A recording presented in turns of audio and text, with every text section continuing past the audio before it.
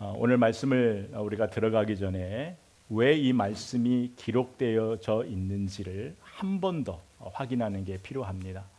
여러분, 베드로전서는 예수 그리스도를 믿는다라는 이유 하나만으로 고난을 받고 있는 성도들에게 위로와 격려를 하기 위해서 쓰여진 말씀입니다. 또 미래에 주어질 영광을 바라보면서 그래서 지금을 잘 견디고 이기자라는 말씀이에요. 영원한 소망을 기대하면서 바라보면서 지금 현실을 이겨내자라는 말씀이 이제 베드로전서거든요. 그런데 우리가 이 베드로전서를 계속 보면서 하나 의문이 가는 것은 이 말씀을 들으면서 그들에게 주어졌던 이 말씀이 오늘을 살아가는 우리에게도 계속적으로 격려가 되고 위로가 되고 있는가라는 거예요. 이 말씀이 나에게 위로가 되고 격려가 되고 있는가? 불안하고 흔들리는 내 마음을 확 붙잡아주는 말씀이 되고 있는가? 아니면 내가 이 말씀을 다 이해는 하는데 내 삶에 다가오지가 않아요. 내 삶에 다가오지가 않는다면, 그렇다면 우리는 내 안의 영적인 상태를 점검해야 돼요. 지금 내 안에 이 말씀이 내가 안고 있는 현실을 이기지 못해요. 그러니까 말씀이 힘이 없고 말씀이 능력이 없어서가 아니라 가장 큰 문제는 내가 안고 있는 현실의 무게가 아니라 내 영적 상태에 있다라는 거예요. 이 시간 우리의 시선을 돌려서 그 당시에 예수를 믿는다라는 이유 때문에 고난을 받는 이 성도들을 우리가 한번 바라볼 필요가 있어요. 늘 약자의 입장에서 사회에서 소외된 그들에게 이 말씀이 어떤 의미로 다가왔을까요? 지금 위로와 격려라고 하지만 우리가 오늘 세 번째 시간이지만 계속해서 뭐예요? 순종하라는 거잖아요. 부당한 제도 가운데서도 순종하라. 부당한 사람 가운데서도 순종하라. 오늘 말씀은 뭐예요? 오늘은 고난 가운데 무엇이 요구되고 있어요? 오늘은 또 어떤 순종이 요구되고 있어요? 오늘은 가정 안에서 특별히 안 믿는 남편을 둔 아내들에게 하나님께 소망을 두고 그의 구원을 바라보면서 순종하래요. 감사한 것은 우리에게 그냥 순종하라는 것이 아니라 순종할 만한 이유와 근거를 말씀하신다는 것이 은혜고 감사할 이유죠. 그런데 오늘은 좀 다르죠. 국가적으로 사회적으로 고난 가운데 있다는 건 이해할 수 있는데 왜 고난을 이야기하면서 가정의 문제를 이야기할까요? 그것도 가정의 문제 중에서도 가장 가까운 부부의 문제를 이야기하고 있어요. 여러분, 하나님의 창조 질서는 어디에서부터 시작했어요? 가정에서부터 시작했어요. 그래서 가정이 회복되면 외부에서 불어오는 어떤 고난도, 외부에서 불어오는 어떤 비바람도 가정이 회복되면 견딜 수 있어요. 여러분, 그 당시 여자는 사회적 위치를 보면 우리가 지난 시간에 보았던 사환, 종과 같은 위치에 있어요. 여러분이 오늘날 여인의 위치에서 오늘 본문을 보면 이해가 안 가요. 여러분, 그런 배경 속에서 예수를 믿지 않는 남편을 두고 있어요. 그런데 예수를 믿는 아내가 어떤 삶의 태도를 가져야 되는가? 이 문제는 오늘 본문의 문제만이 아니라 우리가 살아가고 있는 현실에게도 적용이 되죠. 안 믿는 남편하고 살 때에 우리가 이 부부관계에서 무엇을 어떻게 준비하고 어떤 마음으로 살아가야 할까? 이건 꼭 부부의 문제만이 아니에요. 가까운 사람 중에 예수를 믿지 않는 사람이 있어요. 근데 예수를 믿지 않는 사람과 내가 어떤 관계를 맺고 있는데 그러면 이 예수를 믿지 않는 사람과 내가 어떤 마음으로 이 사람을 대해야 되냔 말이죠. 또 이 말씀은 조금 더 나아가 아직 믿음이 연약한 자들이 우리 주변에 있어요. 여러분이 만나는 사람들 중에 믿음이 연약한 자들이 있어요. 이 믿음이 연약한 자들은 아예 예수를 모르면 힘들어도 참는데 예수를 믿는다 하면서도 이 힘든 관계가 있거든요. 그럴 때에 그 믿음이 아직 연약한 자들과 어떤 관계 속에서 있어야 하는가? 이 세 가지의 답을 오늘 말씀이 담고 있어요. 그래서 오늘 말씀도 우리 삶의 기준을 잡아야 오늘 말씀이 풀려요. 그래서 오늘 말씀의 기준은 뭐냐면 1절에 나와 있는 이와 같이라는 단어예요. 이 이와 같이라는 단어가 1절에 아내들아 이와 같이라고도 하고 7절에 남편들아 이와 같이라는 말씀으로 해요.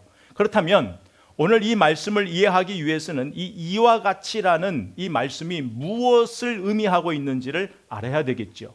바로 이 이와 같이라는 것은 우리가 2장에서 보았던 부당한 제도라든지 부당한 사람에게 있어서 그러한 제도, 그러한 입장에서도 우리가 순종할 수 있었던 이유를 우리가 공부했잖아요. 그런 것처럼 오늘 이 말씀도 그 마음으로 가정에서 순종하라는 거예요.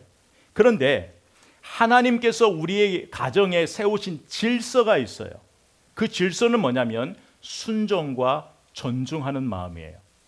이 순종과 존중하는 마음이 없으면 가정은 하나님이 원하시는 그 창조의 질서에 맞게 온전하게 가정이 건강하게 성장할 수 없어요. 그렇다면 아내에게는 순종을, 남편에게는 존중이 여기는 마음을 요구하시는데, 그러면 이 하나님이 원하시는 순종과 이 존중의 마음이 어디로부터 나오느냐는 거예요. 이게 그냥 우리한테 나오는 것이 아니에요. 우리 생각에서 나오는 것이 아니라 이 순종과 존중의 뿌리가 있어요. 그 뿌리는 뭐냐면 우리가 우리의 삶이 어디에 가치를 두고 사느냐에 달려 있어요. 내가 어디에 가치를 두고 사느냐에 따라서 이 순종과 존중이 우리 삶에서 열매로 맺어진다라는 거예요. 어디냐면 세상이 아니에요. 사람이 아니에요. 오늘 말씀 4절 마지막에 보면 하나님 앞에 값진 것이래요.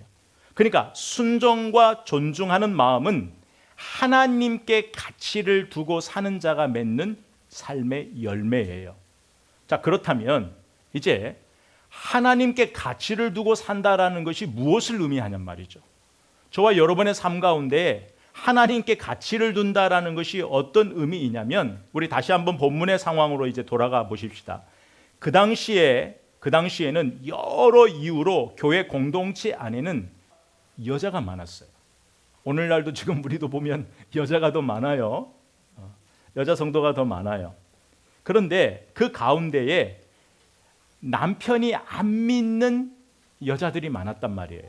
자, 그런 상황에서 이 한 가정의 종교 문제는 여자가 선택할 수 없어요. 그 당시에 여자는 남편의 종교를 따라야 돼요. 여자가 남편에게 내가 믿는 종교를 강요할 수가 없어요. 말할 수가 없단 말이에요. 그 시대에는. 그런 분위기 속에서 이제는 아내가 예수를 믿었어요. 이 예수를 믿는 믿음으로 안 믿는 가정 안으로 들어갔을 때에 그 시대에는 이것이 문제가 됐어요. 오늘날에는 예수님을 권면할 수도 있고 예수 믿어야 되고 이렇게 우리가 권면할 수 있잖아요. 교회로 데려올 수 있는 얼마나 기회들이 많아요. 근데 그 시대는 그게 되지 않았단 말이에요. 그러자 그게 종교적 갈등이 생겨버렸어요. 그러면 이 문제를 어떻게 풀어가야 되는가에 대한 답이 이제 오늘의 본문이에요. 여러분, 우리 주위에도 남편과 아내가 종교가 달라서 힘들어하는 가정이 많아요. 제가 예전에 사역했던 교회에서는요, 아내가 남묘 호란개교 거기에 깊이 빠져서 저에게 신방도 요청하고 기도도 많이 요청하셨거든요. 그런데 안 돼요. 일단 만나주지를 않아요. 그러니 이 남편의 입장에서 얼마나 힘들겠어요. 근데 당시 사회적인 약자인 여자로서 그 시대의 남편을 예수께 인도한다라는 건 얼마나 어려운지 몰라요. 그래서 그 시대에 아내가 안 믿는 남편을 예수 믿게 하는 것을 지금 고난으로 설명하고 있는 거예요. 그것이 얼마나 어려우면. 그러면 그 고난의 시간을 그러면 예수 믿는 아내가 어떻게 인내할 수 있을까? 오늘 말씀은 그 여인에게 무엇을? 고난의 가치를 어디에 두라? 구원에 두라는 거예요. 지금 상황이 아니라 현실이 아니라 지금 내가 안고 있는 이 고난, 현실을 그 남편이 구원받을 구원의 가치를 두라고 오늘 말씀이 이야기하고 있어요. 그래서 아내가 남편에게 순종하는 이유가 어디 있냐면 그 남편의 구원을 위해서라고. 당시의 여자의 위치는 항상 남편의 말에 복종하는 위치에 있어요.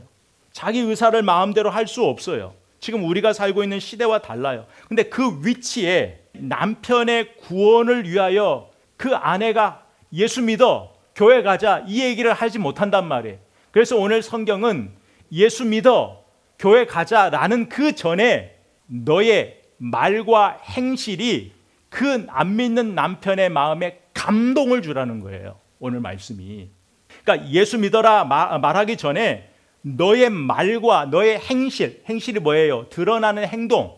그 드러나는 행동이 남편의 마음에 감동을 주는 것으로 시작하라는 거예요. 여러분, 감동은요, 가까운 관계일수록 말로는 안 돼요. 행동으로 보여져야 돼요. 제가 예전에 사역하던 곳에서 이제 구역 모임을 갔는데 그 구역 식구들이 이렇게 모여서 이제 말씀을 나누고 있었어요. 말씀을 나누고 있는데 이제 한 부부가 마켓을 간 거예요. 마켓을 갔는데 아내가 이제 과일을 요렇게 고르고 있는데 어떤 청년이 와서 그 아내에게 전도지를 준 거예요. 예수 믿으라고. 그러니까 이 아내가 남편에게 자랑한 거, 저 청년 보라고. 저렇게 요즘 세상에 저런 귀한 청년이 있다고. 나에게 전도지를 줬다고, 예수 믿으라고. 남편이 뭐라고 했을까요? 남편 말, 얼마나 당신한테 그리스도의 향기가 나지 않으면, 예수 믿는 것 같이 안 보였으면. 그러니까 이게 우스갯소리도 있지만 뼈 때리는 말이잖아요. 그런 것처럼 가장 가까운 사이일수록 말로만은 해결이 안 돼요. 오직 삶으로 된다라는. 그러니까 감동은 말이 아니라 삶의 행동을 통해서 일어나야 돼요. 그런데 바로 그 행실이 뭐냐면 순종이라는 거예요. 우리의 순종을 통하여서 드러나는 거예요. 그래서 우리가 오늘 이 순종의 가치를 잘 배워야 돼요. 순종의 가치를. 제가 순종의 가치를 오늘 말씀을 보면서 이렇게 쭉 묵상하면서 보니까 너무 많은 거예요. 그래서 간추렸어요. 4가지로 아주 그냥 요약만 했어요. 그러니까 여러분이 잘 듣고 이해를 했으면 좋겠어요. 그래서 오늘 본문을 오늘 1시간에 마치려고 해요. 1절 2절 말씀이 있네요. 한번 읽고 가죠. 아내들아 이와 같이 자기 남편에게 순종하라. 이는 혹 말씀을 순종하지 않는 자라도 말로 말미암지 않고 그 아내의 행실로 말미암아 구원을 받게 하려 함이니 너희의 두려워하며 정결한 행실을 봄이라. 자, 그러면 우리가 순종의 가치를 이제 좀 4가지로 한번 생각해 보려고 하는데, 순종은요, 내 삶이 하나님 뜻에 드려진 자의 모습이에요. 순종은요, 내 앞에 있는 사람을 보고 하는 것이 아니에요. 그 앞에 있는 사람의 힘과 됨됨이를 보고 하는 것이 아니라, 순종은 상대방과 상관없이 내 삶이 하나님 앞에 드려졌을 때, 하나님 앞에 드려졌을 때에 나타난 나의 삶의 태도예요. 그러니까 나의 삶의 가치가 하나님께 둘 때 나오는 것이 순종이라는 거예요. 또 하나는 순종은요, 복음의 통로가 돼요. 여러분, 내 행동이 그를 주께로 인도하는 기회가 된다라는 것에 가치를 두고 사는 사람이 순종할 수 있어요. 그래서 실제적으로 내 말과 내 작은 하나의 행동이 저 사람에게 예수 그리스도의 복음이 흘러갈 수 있는 말의 통로, 삶의 통로, 행실의 통로를 만들어내는 것이 순종이에요. 그래서 너희 행동에 감동받아 주께 돌아오게 하라는 거예요. 여러분, 한 영혼이 주께 돌아올 때에 주님이 얼마나 기뻐하신다 그랬어요. 천하보다 귀한 영혼이 주께로 돌아올 때에 얼마나 하나님이 기뻐하세요. 그러면 그 귀한 영혼을 주께로 인도한 사람을 하나님이 얼마나 존귀하게 보시겠어요. 얼마나 존중해 주시겠어요. 때로는 우리가 누군가 예수 믿게 하기 위하여 순종할 때에 우리의 때로는 자존심이 상할 때가 있어요. 그런데 그때에 진짜 순종하는 사람은 사람을 바라보는 것이 아니라 하나님 앞에서의 가치를 따진다라는 거예요. 그래서 잠언 2장 7절에는 행실이 온전한 자에게는 여호와 하나님께서 그의 삶에 방패가 되어 주신다고 하셨어요. 또 하나는 순종은 굴복이 아니라 선택이에요. 여러분, 이 순종은 굴복이 아니라 이 선택이라는 것은 그 당시에 그 시대를 살아가고 있는 그 여인들에게는 완전히 패러다임, 사고를 전환시켜주는 말씀이에요. 왜냐? 그 시대에는 내 의사와 상관없이 남편 말에 따라야 돼요. 나를 주장할 수 없어요.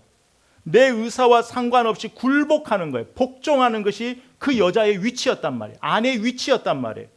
그런데 오늘 성경은 무엇을 이야기하냐면 순종을 통해서 뜻없이 무릎 꿇는 그 복종 아니라 내가 스스로 선택하는 거예요. 내가 스스로 주도적으로 내 삶을 선택하는 거예요. 여러분, 순종과 이 굴복하는 것이 보이는 것은 똑같아요. 그러나 그 안에 내면의 시작의 동기가 달라요. 순종은 뭐냐면 하나님의 말씀을 듣고 내 삶을 내가 주도적으로 선택하는 거예요. 무엇을 위해서? 하나님 앞에 값진 가치를 위해서, 그리고 누군가의 영혼을 위해서. 하지만 우리가 이 순종의 현실은 양날의 칼과 같아요. 한쪽에서는 순종하지만 늘 우리 안에는 두 마음이 사실은 있거든요. 하나는 왜 나만 계속 이런 삶을 살아야 되는 생각이 어느 때는 훅 들어올 때가 있고, 또 다른 한쪽에서는 어떤 생각이 들어와요? 그럼에도 불구하고 하나님의 가치를 위해서, 영혼 구원을 위해서, 하나님의 뜻을 위해서 내가 참아내야지 라는 이 두 마음이 마치 시소를 타듯 왔다 갔다 한단 말이에요. 그러다가 어느 때는 이쪽 마음이 더 내 무게중심을 실어버리면 이렇게 갔다가, 어느 때는 이쪽으로 갔다가, 이걸 매일 반복하는 것이 우리의 삶이에요. 그러다가 이 삶을 반복하다가 결국은 무엇이 더 가치 있는지를 알고 그 삶에 무게중심을 두면서 사는 것이 사실은 우리 그리스도의 삶이에요. 순종은 하루아침에 되는 것이 아니에요. 결국 우리의 싸움은 주님을 위한 선택이 될 수밖에 없어요. 주님이 우리를 그렇게 몰아가셔요. 근데 그 몰아가는 과정 속에 쓰러지고 넘어지는 그 현실이 우리에게 있다라는 것. 그러니까 잊지 말고 넘어졌어도 좌절하고 낙심할 필요 없어요. 또 일어나면 되는 거예요. 이게 우리 그리스도의 삶이거든요. 또 하나는 뭐냐면 순종은요, 하나님 나라를 구하는 삶이에요. 내 유익만을 생각하는 것이 아니라 하나님 나라 전체를 생각하는 거예요.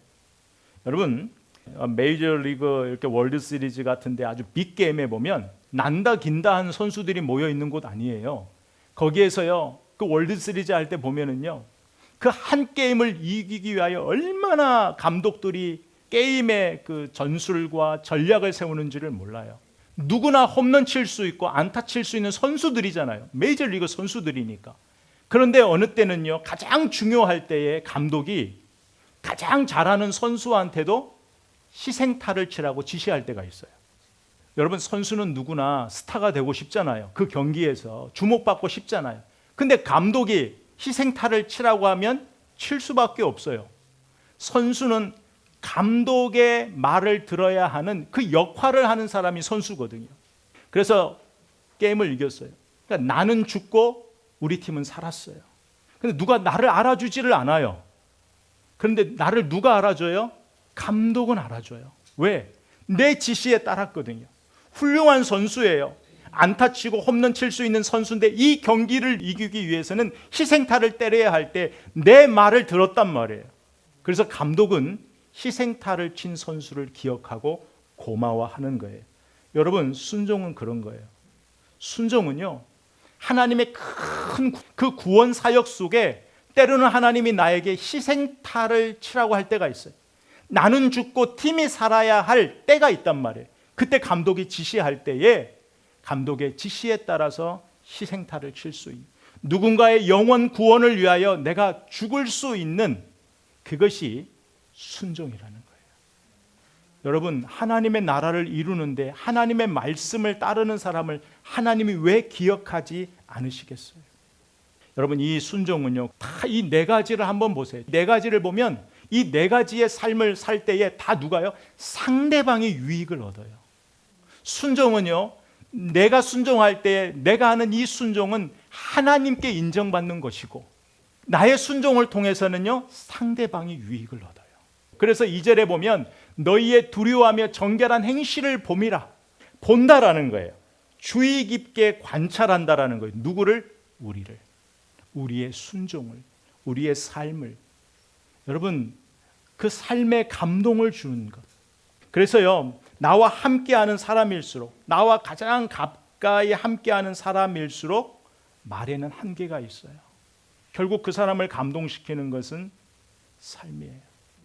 우리 남자 성도들도 있지만, 여러분, 남자 성도들에게 어떤 여인이 하는 말은요, 다 듣기 좋은 말이에요. 근데 나를 진짜 살리는 쓴말은 나를 사랑하는 사람이, 가장 가까이 있는 사람이 하거든요. 여러분, 안 믿는 남편, 그 안 믿는 남편에게 감동을 주는 이 순종은 어디서부터 또 나오는지를 우리가 한 걸음 더 나가야 돼요. 오늘 한 걸음 더 나가면, 오늘 말씀해 보면 어디를 단장하라 그래요? 평소에 속사람을 단정하라 그래요. 그래서 너희의 단장은 머리를 꾸미고 금을 차고 아름다운 옷을 입는 외모로 하지 말고 오직 마음에 숨은 사람을 온유하고 안정된 심령에 썩지 아니할 것으로 하라. 이는 하나님 앞에 값진 것이니라. 아멘. 우리가 외모를 꾸미지 말라는 것이 아니에요. 화장하지 말라는 것이 아니에요. 자기를 가꾸어야 돼요. 자기 관리를 해야 돼요. 그런데 오늘 이 말씀은 그 당시 다른 삶을 살아가고 있는 여인의 모습을 이야기하는 거예요. 그 당시 로마의 귀부인들은 온통 자기를 치장하는 데에 가치를 두고 살았어요. 자기를 치장하는 거예요. 왜? 자기를 치장하는 것 외에는 삶의 만족을 얻을 수 있는 그 가치를 몰라요. 그런데 오늘 베드로는 이야기하는 거예요. 너희는 그 가치, 이것보다 더 중요한 가치를 알고 있지 않느냐. 그러니까 오늘 이 말씀은 뭐냐면 너희의 삶을 그 사람들, 그 로마의 귀부인들의 삶을 부러워하지 말고 따라가지 말고 너희는 뭐예요? 너희의 속사람을 단장하는 것으로 만족하라는 거예요. 오늘 말씀은 속사람을 단장하라는 거예요. 근데 속사람을 단장하라는데 오늘 두 가지로 이야기하죠. 온유함과 안정된 심령, 썩지 아니할 것으로 단장을 하래요. 자, 간단하게 설명하면 온유는 우리가 지난 시간에 봤던 예수 그리스도가 아버지 하나님의 뜻을 이루기 위하여 우리를 구원하기 위하여 그가 고난당하신 그것을 기억하라는 거예요. 그것이 바로 온유였다라는 거예요.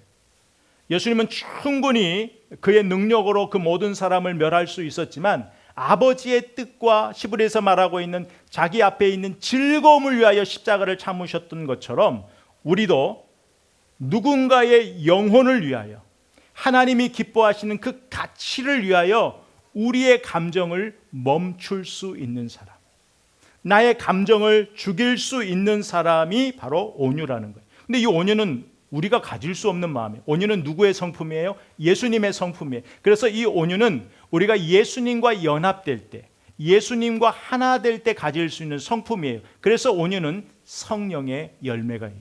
여러분, 그래서 우리가 지금 어떤 남편의 모습이 그냥 보이는 대로 보지 말고, 여러분 주위에 예수 안 믿는 사람 때문에 힘들다면 그 사람을 그냥 그 모습대로 보는 것이 아니라 어디 안에서 봐야 돼요? 예수 안에서 봐야 돼요. 예수 안에서. 여기서 안정되다라는 것은 남편의 말에 흔들리지 말라는 거예요. 남편의 행동에, 남편이 행하는 그 모든 것에 흔들리지 말고 너는 중심을 잡으라는 거예요. 여러분, 이 두 가지 참 쉽지 않아요. 그런데 그러면서 예를 드는 것이, 그 여인들에게 또 위로와 격려를 하는 것이, 너희들만 이 삶을 사는 게 아니래요. 과거로 올라가는 거예요. 우리만 그 길을 가는 것이 아니라 하나님께 소망을 둔 여인들을 생각해 보라는 거예요. 그 여인들도 순종을 통해서 자기 자신을 단장했다라는 거예요. 그러면서 이제 실제적으로 아브라함과 사라의 예를 들어가면서 사라가 아브라함을 주라고 칭했던 것은 그 지위, 그 시대의 문화 때문이 아니라 하나님의 질서를 따라 남편에게 순종했다라는 예를 들고 있는 거예요. 참 오늘 말씀은 우리가 이해는 하지만 본문의 상황과 많이 달라요. 그래서 마음에 크게 다가오지 않을 수도 있어요. 그러나 우리가 이제 핵심을 찾아야 돼요. 예수를 안 믿는 그 대상에게 우리가 어떤 마음으로 살아가야 되는가? 자, 여인들에게는 순종을 요구했어요. 그러면 이제 남편에게는 존중의 가치를 성경에서 요구해요. 자, 존중의 가치가 7절에 나와 있는데, 남편들아 이와 같이 지식을 따라 너희 아내와 동거하고 그를 더 연약한 그릇이요 또 생명의 은혜를 함께 이어받을 자로 알아 귀히 여기라. 이는 너희 기도가 막히지 아니하게 하려 함이라. 아멘. 남편은 딱 한 절로 끝나요. 우리가 이제 또 에베소서 할 때 이 부분을 또 보겠지만은 왜 한 절로 끝날까요? 앞에서 등장하는 이 아내는 예수를 믿어요. 근데 누가 예수를 안 믿어요? 남편이 안 믿어요. 그러면 그 남편이 예수를 안 믿으면 그 가정은 뭐예요? 예수를 안 믿는 가정의 분위기예요. 그런데 오늘 7절 말씀은 언급되고 있는 남편은 예수를 믿는 그리스도인이에요. 예수를 믿는 그리스도인이기 때문에 이 남편의 가정은 당시의 배경으로 보면 남편이 예수를 믿으면 그 가정은 다 예수 믿어야 돼. 예수 믿는 분위기란 말이에요. 왜? 남편이 모든 것의 주도권을 쥐고 있으니까. 그래서 오늘 본문은 남편에게는 하나님이 세우신 질서를 따라 의무만을 하나 강조하는 거예요. 하나님께서 세우신 뜻을 따라 아내와 함께하라는 거예요. 자기의 뜻, 생각, 당시의 문화가 아니라 하나님의 뜻을 따라 아내에게 의무를 다하라는 거예요.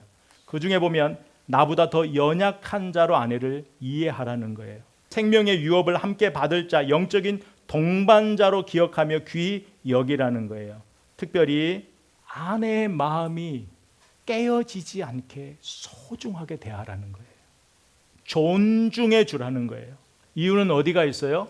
기도가 막히지 않게 하려 합니다. 특별히 기도가 막히지 않다라는 것은 이 남편이 하나님과의 관계, 소통을 이야기하는 거예요.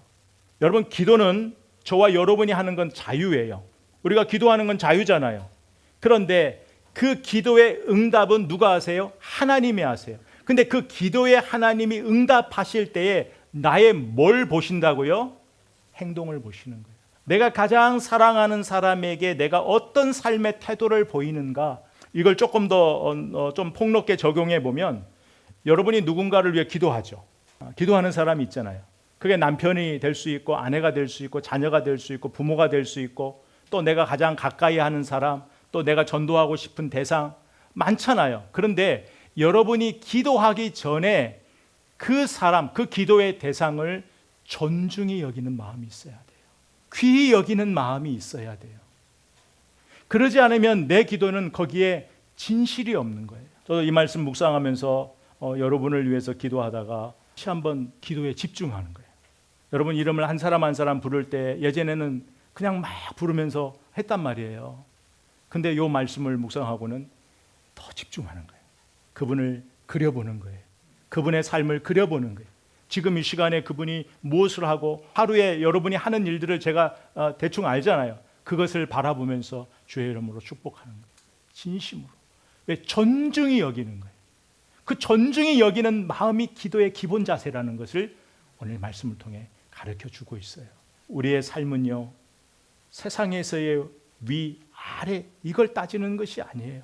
오늘 예수를 믿는 사람에게 성경은 세상의 지식과 세상의 풍습이 아니라 지식을 따라, 이 지식이 뭐예요? 말씀을 따라. 우리는 말씀을 따라 사는 사람들이에요. 그래서 서로에게 성숙함을 보여줘야 돼요. 아내나 남편이나. 그래서 오늘 주신 말씀을 우리가 좀 결단하면서 나아갑시다. 나아갈 때에 부부의 문제, 예수를 안 믿는 사람의 문제, 또 영적으로 믿음이 연약한 자들 모든 범위에 놓고 오늘 이 말씀을 우리가 한번 적용하며 결단했으면 좋겠어요. 모든 관계를 우리는 하나님의 질서 안에서 바로 세워야 돼요. 오늘 말씀은 하나님의 질서 안에서 바로 세우라는 거예요. 남편과 아내, 가정 안에서 나아가 가장 가까운 사람일수록 하나님의 질서 안에서 세우라는 거예요. 근데 하나님의 질서에는 뭐가 있어야 된다고요? 순종과 존중이 있어야 돼요. 본문은 남자, 여자 권리를 주장하는 것이 아니에요. 하나님께서 세우신 그 질서 안에는 자신의 역할이 있단 말이에요. 근데 그 자신의 역할에 가치를 두란 말이에요. 그래서 하나님께서 나에게 쳐라 하면 안타 치고 오면 되는 거고, 이번에는 희생타 쳐라 그러면 희생타 쳐야 되는 거예요. 철저하게 우리는 하나님의 말씀에, 그 하나님의 말씀에서 우리의 역할, 가치를 찾아야 되는 거예요. 여러분 마태복음 5장 16절 말씀해 보면 이같이 너희 빛이 사람 앞에 비치게 하여 그들로 너희 착한 행실을 보고 하늘에 계신 너희 아버지께 영광을 돌리게 하라. 아멘. 여러분 순종과 존중은 힘이 없어서 하는 것이 아니에요. 내가 하나님의 백성이기 때문에 내가 선택하는 삶이에요. 여러분 왕 같은 제사장이잖아요. 우리는 배웠잖아요. 왕 같은 제사장, 거룩한 제사장. 이 왕 같은 제사장의 마음으로 책임 있는 삶이란 말이에요. 그래서 오늘 순종하는 마음은 연약하고 힘이 없어서 굴복하는 것이 아니라 한 영혼의 가치를 둔 사람이 스스로 가치 있는 삶을 선택하는 것이 순종하는 삶이에요. 아멘. 또 오늘 존중하는 마음은 어떤 거예요? 그 한 영혼이 깨어지지 않게, 그 한 영혼이 상처받지 않게, 깨어지지 않게 소중히 여기며 그를 섬기는, 그 섬기는 일에 가치를 둔 거예요. 왜?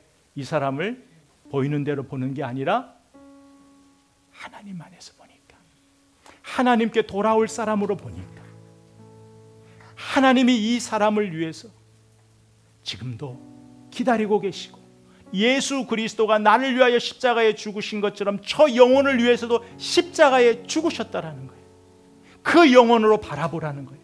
그럴 때 우리는 순종과 그 영혼을 존중히 여길 수 있어요. 순종과 존중은 우리가 스스로 선택해야 되는 삶이에요. 가장 복된 삶이에요. 이 가치가 한 주간 우리 가정 안에서 이루어지기를 주의 이름으로 선포합니다. 이 가치 있는 삶을 통하여서 한 주간도 나의 말과 행실에서 영혼을 살릴 수 있는, 영혼을 세우는 데 쓰임 받는 우리의 삶이 되기를 주의 이름으로 축복하고 선포합니다. 아멘.